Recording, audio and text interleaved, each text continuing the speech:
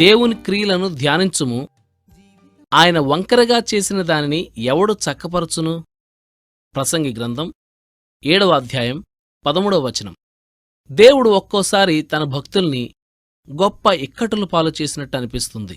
తిరిగి తప్పించుకోలేని వలలోకి వాళ్ళని నడిపించినట్టు, మానవపరంగా ఏ ఉపాయమూ పనికిరాని స్థితి కల్పించినట్టు అనిపిస్తుంది. దేవుని మేఘమే వాళ్ళనక్కడికి నడిపించినట్టు ఉంటుంది. ఒకవేళ నువ్విప్పుడు అలాంటి పరిస్థితిలో ఉన్నావేమో. ఇది చివరిదాకా చాలా అన్యాయంగానూ, ఊహాతీతంగానూ, ఆందోళనాపూరితంగానూ అనిపిస్తుంది. కాని ఇదంతా న్యాయమే. నిన్నక్కడికి నడిపించిన దేవుని సంకల్పం బయటపడినప్పుడు ఆయన జ్ఞానం, మనపై గల ప్రేమ బయటపడతాయి. ఆయనకున్న అపార శక్తి, కృప వెల్లడి కావడానికి ఇలాంటి పరిస్థితి ఒక వేదిక. నిన్నాయన విడిపించడమే కాకుండా నీవెప్పుడూ మర్చిపోలేని పాఠాన్ని కూడా నేర్పుతాడు.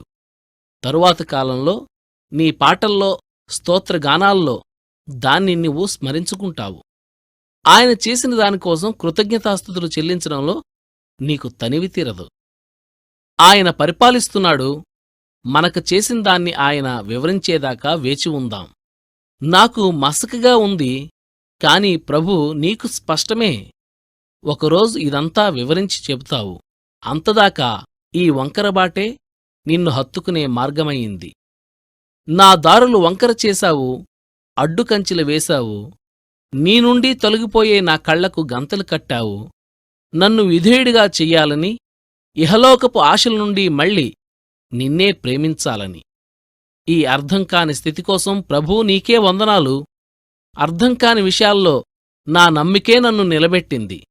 ఆ శోధన ఇవ్వడానికి నన్ను యోగ్యుడిగా ఎంచావు.